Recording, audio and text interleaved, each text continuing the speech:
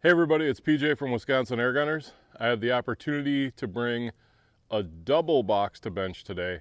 This is going to be the Niksan Elf, and I've got it in 22 and 25 caliber. So let's check this out. Full disclosure time.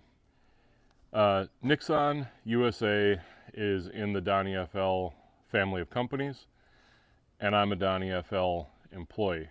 However, Wisconsin Airgunners is my channel, and I have the freedom to be, well, honest about my reviews.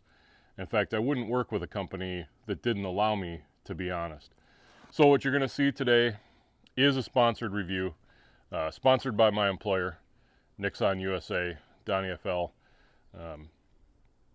But the opinions contained here are mine. So with that, let's get this box open and check out what we got inside.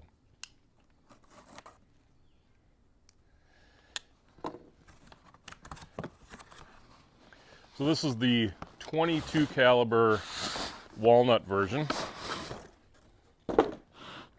It does come in a nice hard case. Just have to be smarter than the locks to get it open. And inside, you get a test target. You get a little baggie with the fill probe. I know no one's a fan of fill probes, but this one works pretty well, at least it has on their other guns. You get a bunch of Allen, some O-rings, a little silicone oil, and there's a pick rail that I think you can attach up front. You do get a front grip that, if you want to James Bond it, doubles as a bipod. You also get not one, not two, not three, but 4 magazines, which is nice. And these are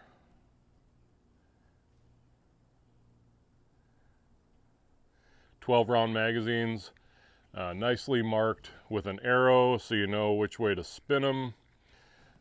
These are the typical drop one skirt first, and then that pins the mag, and you can load the rest of the cassette.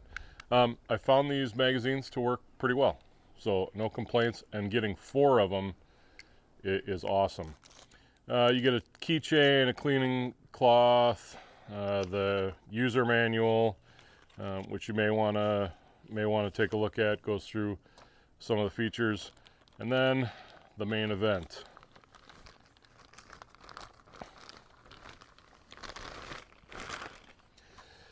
The Elf itself is a pre-charged pneumatic air rifle. It is not regulated. Picatinny rail up top. You've got a nicely formed cheek piece here. Threaded muzzle, so you can attach your favorite moderator. As I mentioned before, it is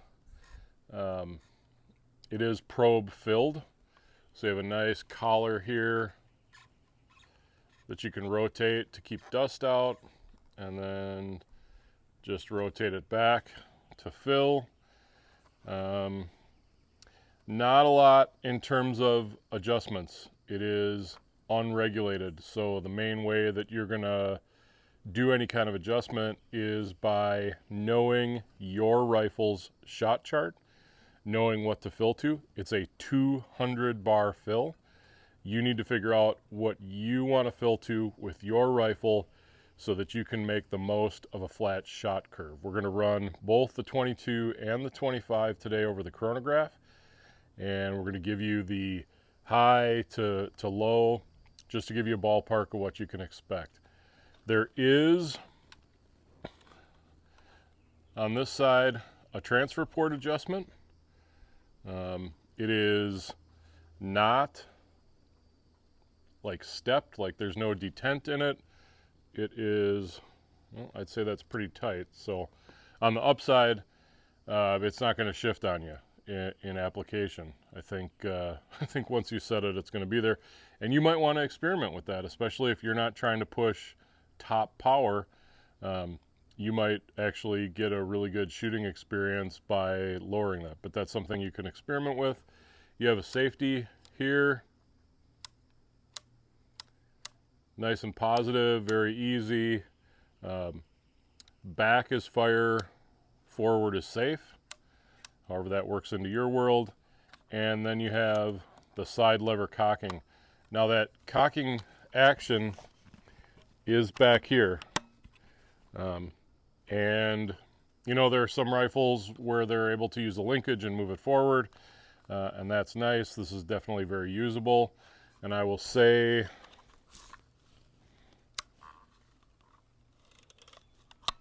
that it can be decocked.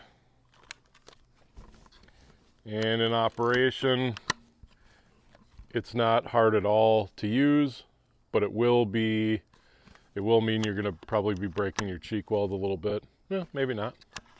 I suppose you get used to that. Stay right on target. Okay. So if I were a left-handed person, I definitely can do it. The way the handle tucks in, it does not get in the way of mounting the rifle as a left-handed shooter. The magazine would be well forefront of where your mouth is, and my face is not hitting the cocking lever at all. I would have to take my face away to do the action. It is not reversible, though that's a lot to expect at this price point. This is a solid walnut stock, and it is pretty, and it's pretty heavy. The one thing I found about the Niksan rifles is that they are battle tanks. The Turkish style of building is solid everything, and this rifle is no exception to that. So I guess the only other thing, rubber butt pad. It's got some nice squish to it.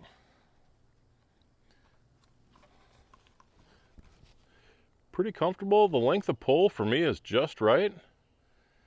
And we'll do a test on that trigger to see how that is. In the manual, I gotta say, this does really feel nice in the shoulder. I like the hand grip, and yeah, looking forward to putting some rounds downrange in it. So let's get a scope mounted and do some of the other normal preliminary stuff, and then we'll get to the part that you want to see, which is how does it shoot. So filling the air gun is easy. Take your probe, attach it to the Foster fitting, make sure that cap or sleeve is snugged forward, and then you rotate this collar until you get the straight through opening. Then you're just going to fill to 200 bar.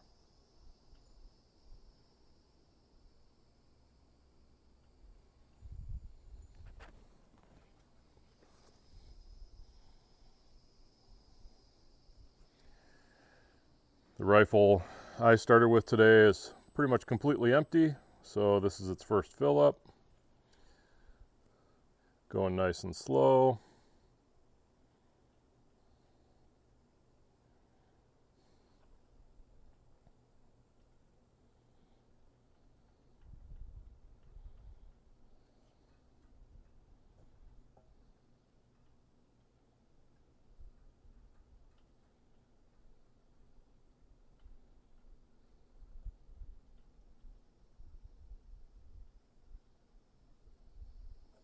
And that's right at 200 bar.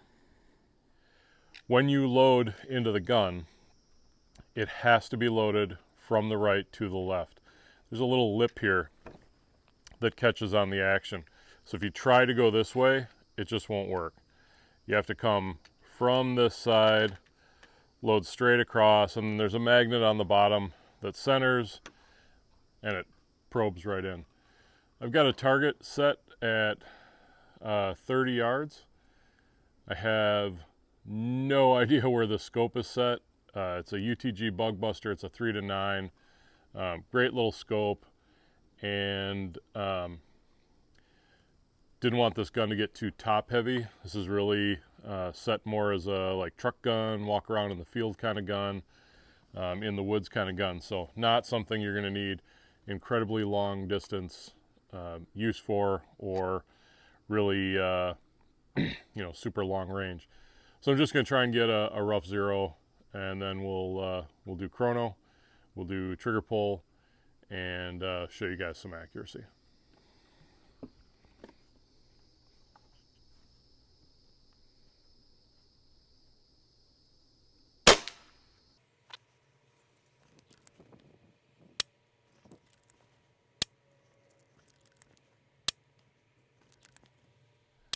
All right, so we have 4 magazines loaded with JSB 18 grain pellets.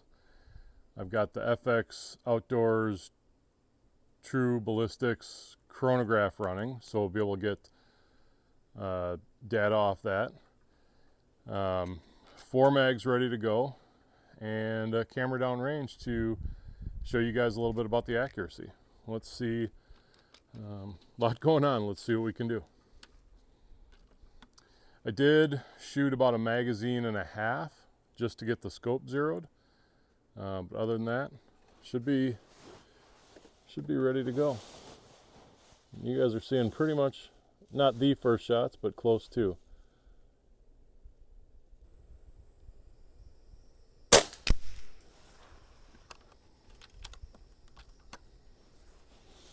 .902 is the velocity on that. Pretty powerful.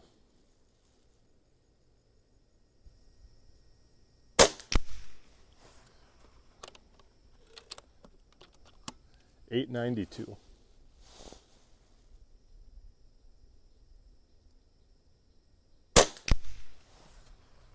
.901.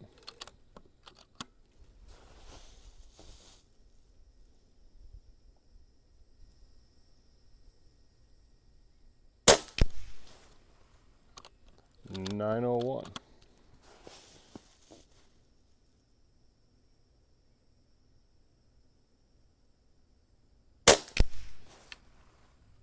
.900.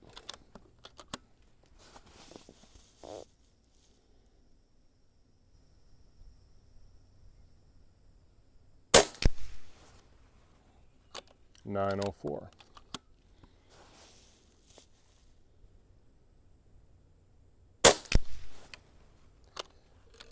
.889.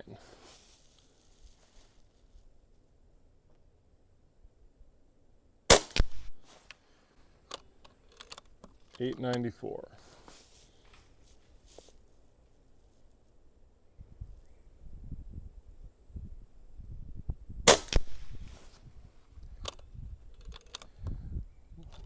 That one went at 578. Not sure about that. No, that's got to be some sort of anomaly, because it's giving me a 578 at the muzzle and 831 at 15 yards. So that 831 is pretty much in line. So I'm going to throw that. I'm going to throw that 578 out. Something was wrong there. And it's you guys are seeing it. That the shot didn't drop way off, and it was, if it was really going that slow, that would have dropped.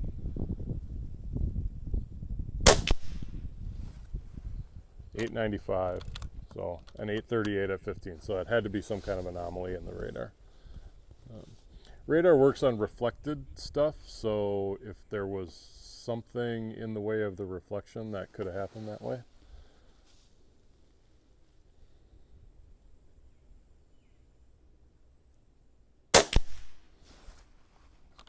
.893.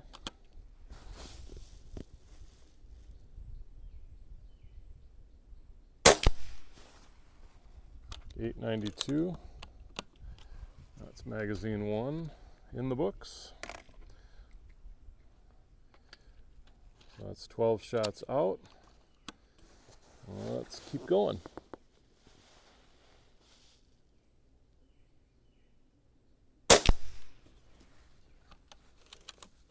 .895.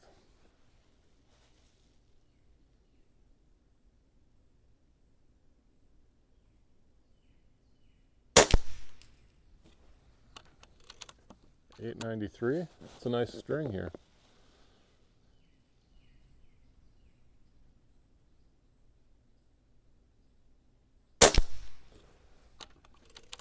$8.95.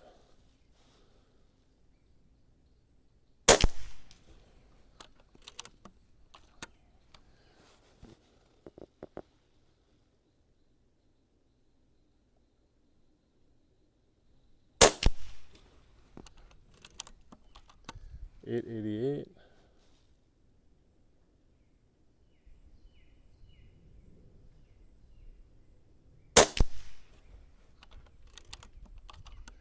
Basically just one big hole down there.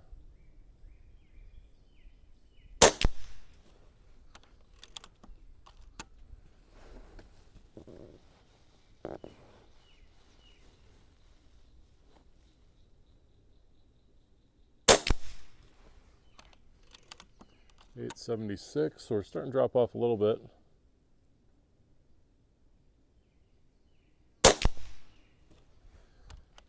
$8.86, still same point of impact.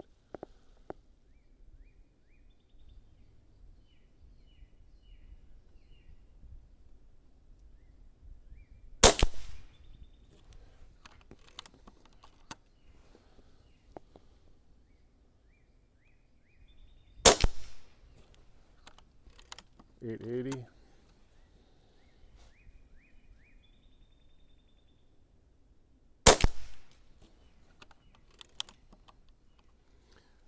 So at the end of 2 mags, we are at $8.69.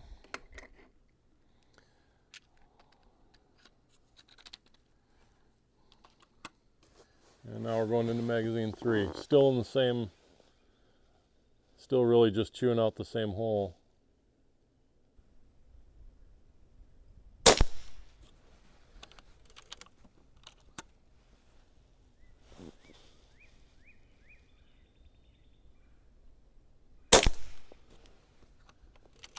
$8.62.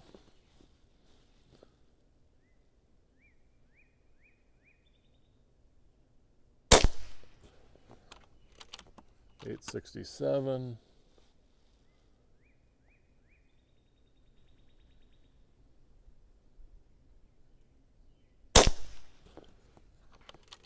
$8.63. Boy, powerful air gun. A lot of velocity.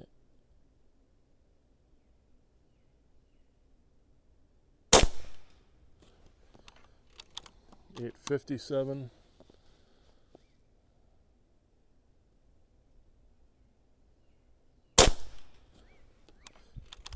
$8.51.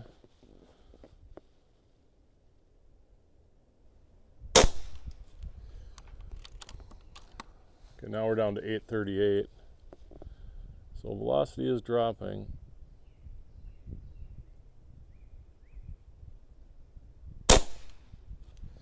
But the point of impact at 30 yards is still the same hole.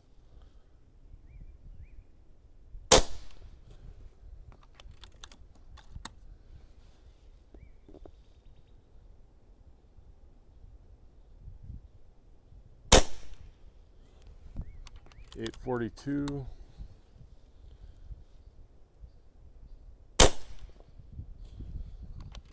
$8.32.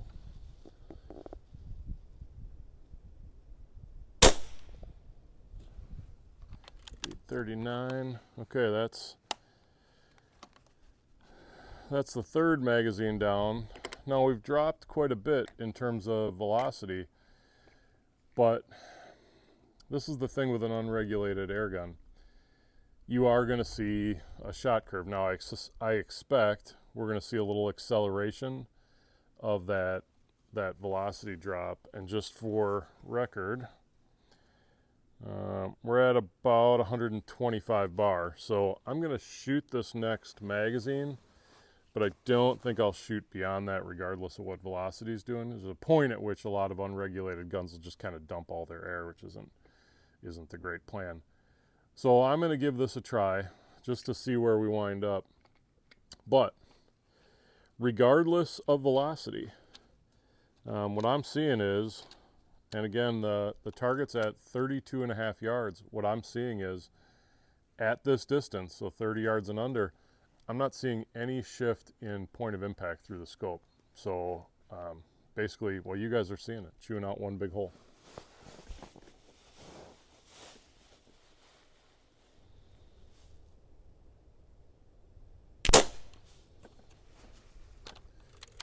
.825.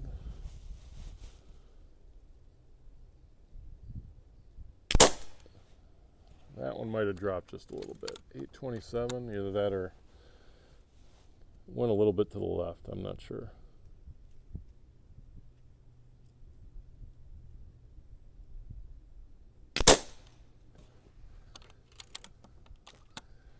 Hold steady at .828.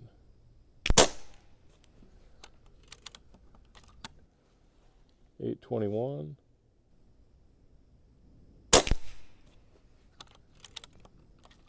.818.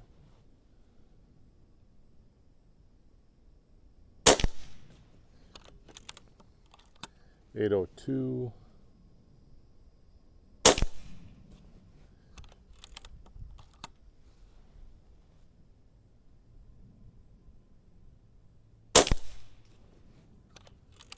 .794.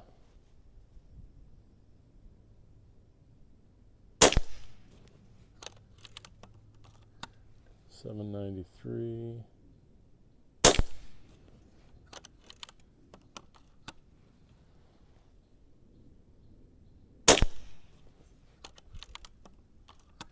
.786. That one definitely dropped a little bit. .779. That was the last one. So 4 magazines at 12 shots each is 48 shots, and basically across that 48 shots you are dropping about 125-ish feet per second. So with an unregulated air rifle, the way I would set one up is I would start doing data like this. So running a chronograph string from the max full pressure to below where you know you want. And then you graph out, shot 1 is at this velocity, shot 2 is here, 3 is here, and you decide what that acceptable drop is. Now, sometimes an air gun is set up so that there is a higher fill pressure than is advised. So sometimes you start, you fill, and don't do this with this gun, 200 bar fill, but some guns are maybe a 220 bar fill. And what you see actually is as you shoot, the velocity rises, then it steadies, then it starts dropping off. And you want to say, okay, well, where is it that it hits that first rise? All right, that's actually at 205 bar. Now I'm going to fill to 205. I would say you fill this up and you decide, based on how far you're shooting and how much shooting you're doing, when do you want to refill it. Let's take a walk down and look at that target, because I think this is totally acceptable. For 32 yard, point of aim is still equaling point of impact. I know you guys have been watching this on the camera. I gotta say, I'm impressed with this little bullpup. It's a touch on the heavy side, but that's solid construction. Here's the target camera you've been watching, and that's that group. Probably center to center, that's somewhere around 1.25 inches. Not bad for a PCP at this price range, at this distance. Okay, first time using the FX True Ballistics chronograph, and as I was doing my first shot string, I screwed it up and didn't save any of the data. So I just reshot everything, and I'm going to put that up here. So this is shots 1 through 10.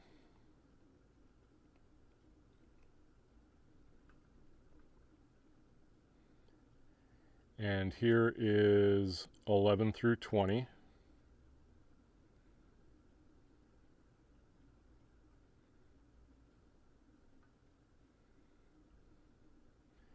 And here is 21 through 30.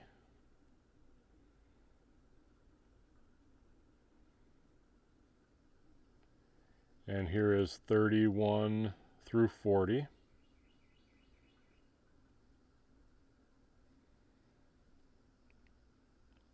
And 41 through 48.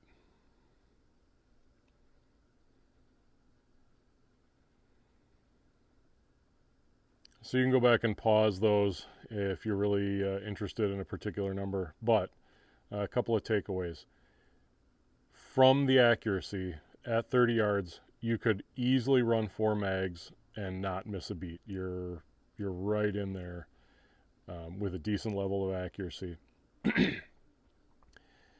Any of those shots were minute a pigeon, minute a squirrel, and you're at the low end still hitting 25 FPE. At the upper end, you're over 30 FPE, which is plenty of power from a 22 caliber air gun.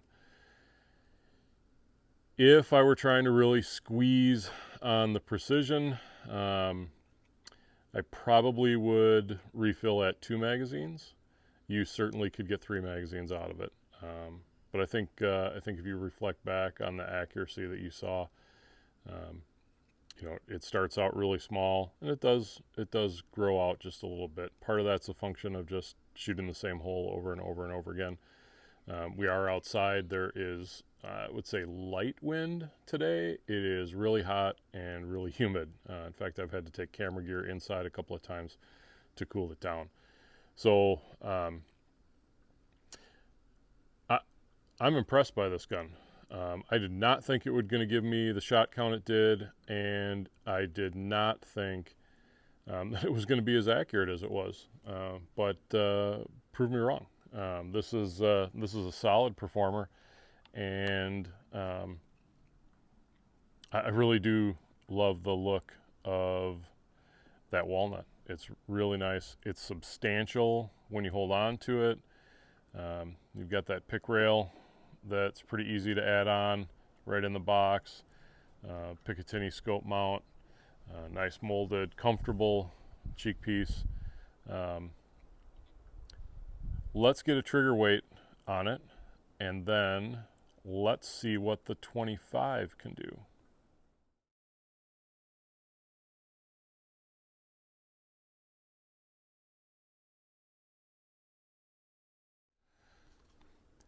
I got the Lyman trigger scale ready to go. Let's see what kind of reading we get.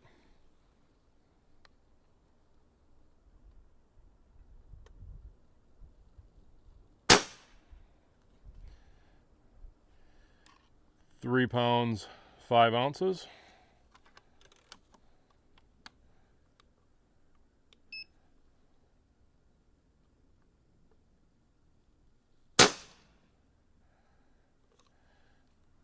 It's 2 pounds, 15.8 ounces.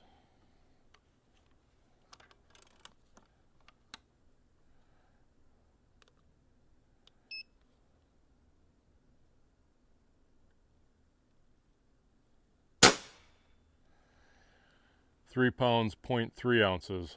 So right around, if not just over 3 pounds. Not bad. Taking a look at the air gauge after 4 magazines, you can see we're down to about 100 bar. We started at 200 bar, so basically every magazine you're shooting 25 bar out of the tank. All right, we're on the bench now with the 25 cal. Gonna do this in reverse order. So we're gonna do trigger scale first, and then we'll talk about chrono, and then we'll shoot it for accuracy. It is hot today. The wind has come up just a little bit, which actually the breeze is nice. But sitting in the sun is pretty hard on the cameras, so we're gonna give that little guy a rest. All right, let's clear this out and let's give you a good number here on the trigger. 1 pound, 14 ounces.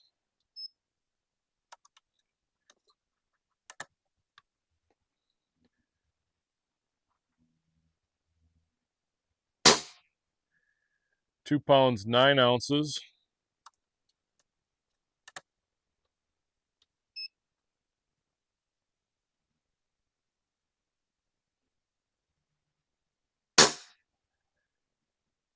Two pounds, 9 ounces.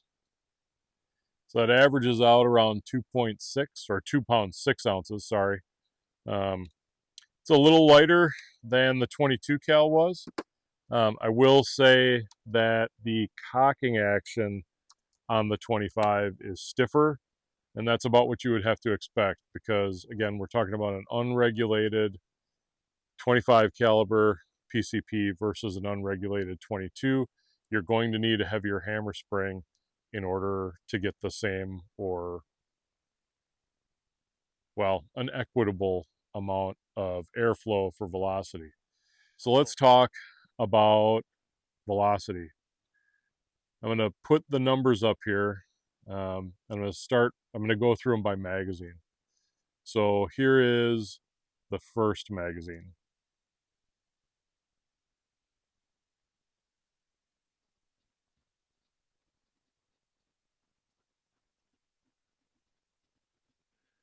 Here's the second magazine.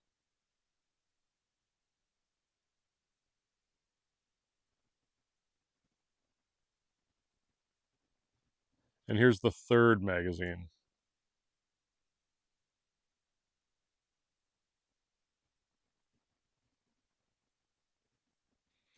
Now, as you can see, rather than having kind of a flat curve, you do see quite a bit of drop off, but keep in mind you're shooting 25 cal. So you're going from 50 foot-pounds down to, I think at the end of that last magazine, closer to 35 foot-pounds, 30 foot-pounds, in that range. That's a big drop off. But if you want the same form factor, but more punch, same barrel size, same air cylinder, you're going to have to give something for that energy. And what you're going to give is not necessarily velocity, but you have to create internally pathways so more air can go forward. And what that means is you're going to have more of a descending shot curve rather than that relatively stable one we saw in 22 cal. But none of that matters if or unless the accuracy is happening downrange. So I'm going to go, I've got 3 magazines loaded up. I'm going to go downrange.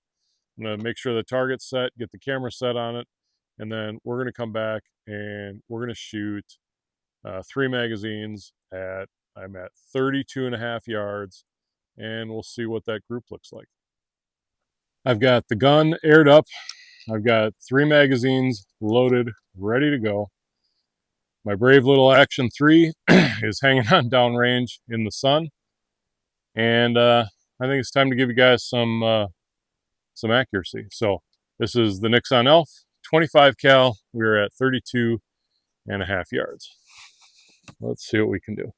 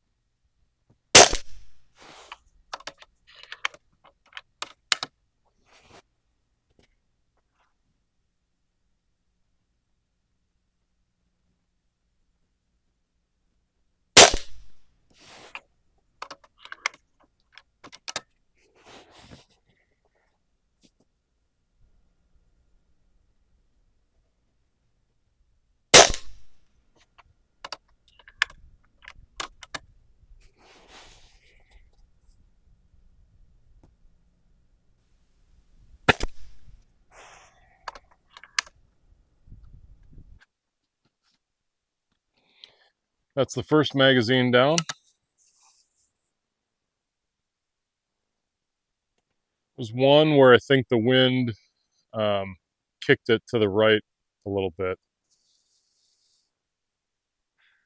But other than that one, it's pretty much a one whole group. So let's go and see what a second mag does.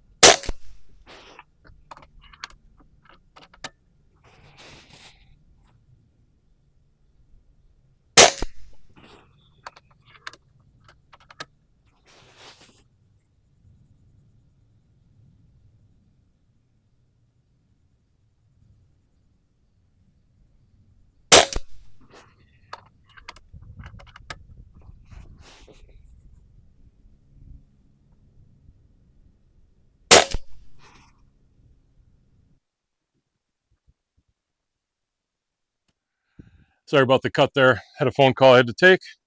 And let's get back to finishing out this second magazine.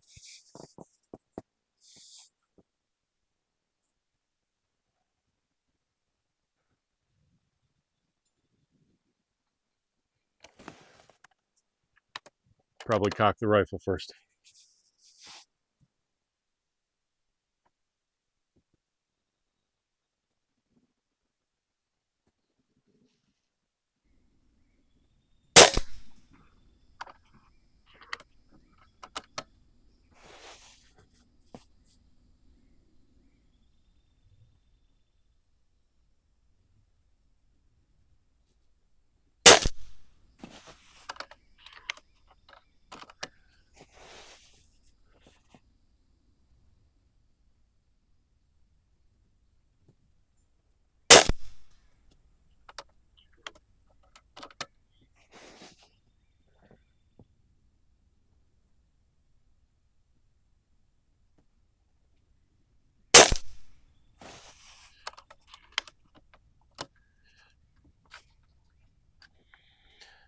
All right, kind of looks like two distinct groups.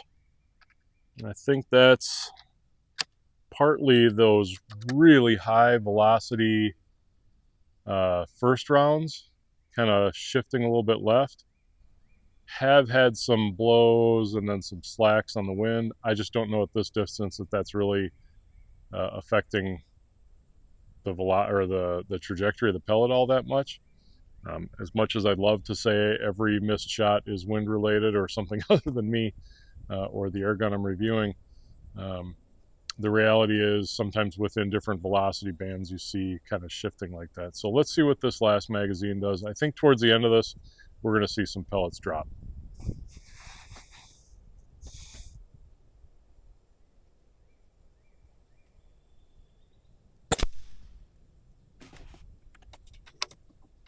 I think you might have seen one right there.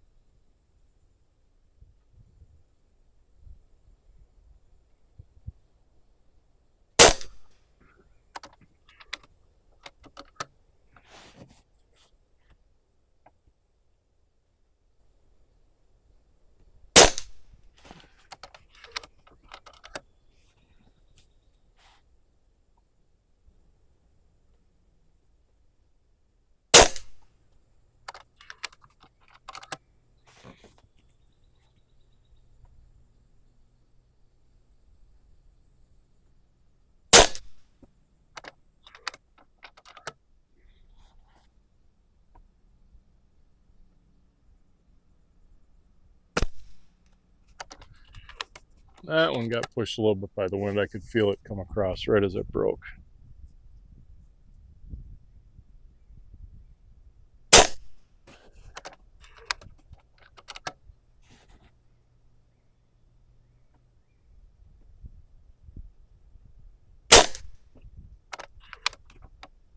Okay, that's third magazine.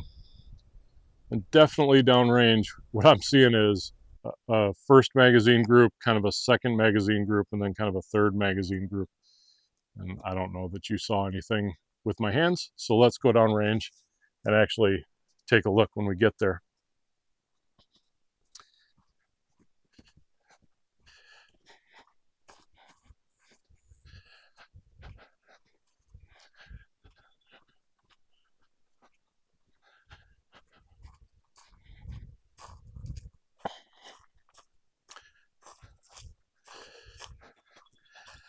There's the camera.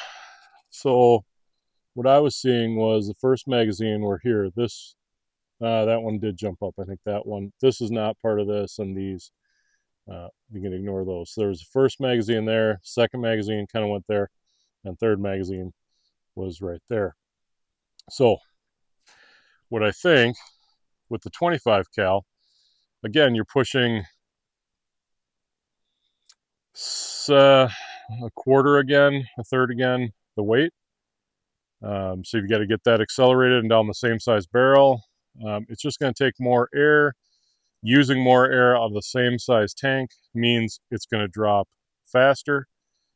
I think looking at these groups, you could probably find a spot where if you picked a fill pressure, you could shoot down 2 magazines and get a relatively good,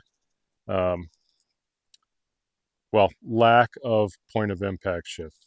So you'd have probably 2 usable magazines if at 30 yards you want to keep it within, I'm going to say, an inch high to low. Now these grids are an inch. So, middle of this group to middle of that is about an inch, and kind of here to here is about an inch. I personally don't think I'd fill it to the full 200 bar. The reason for that is fairly simple. I really think over 1,000 for a regular Diablo-shaped pellet, I think that's too fast. And I think you probably would get better accuracy if you brought that down. Now, there is one other option with either the 22 or 25 that you could experiment with, and that is reducing the aperture side by using the transfer port adjuster. So I've got these set wide open, but you could drop those down, and you might find that flattens, especially on the 25, you might find that flattens that shot curve. But that's more than I typically go into on a box to bench. This is just to give you an out of the box, what should I expect kind of experience. And I will say the 22 really impressed me. It's a heavyish bullpup. It's not badly priced. Definitely packing power, and really kind of a nice gun to shoot. The 25, I think the trigger was actually a little bit lighter on the brake, but the cocking is not as smooth, and I think that's largely because it has a heavier hammer in there, and so you have to compress more spring.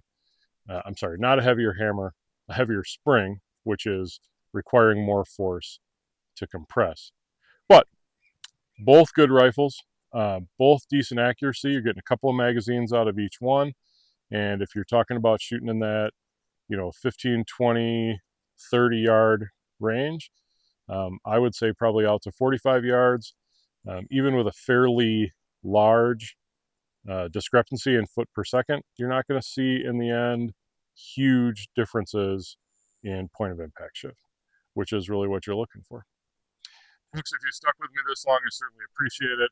It'd be great if you could like the video, if it was worth something to you. Hopefully you're a subscriber, and if not, feel free to hit that subscribe button. It's free, don't cost nothing, so you might as well take advantage, get notified when new videos come out. Until the next one, everybody, shoot safe, shoot straight. We'll see you around.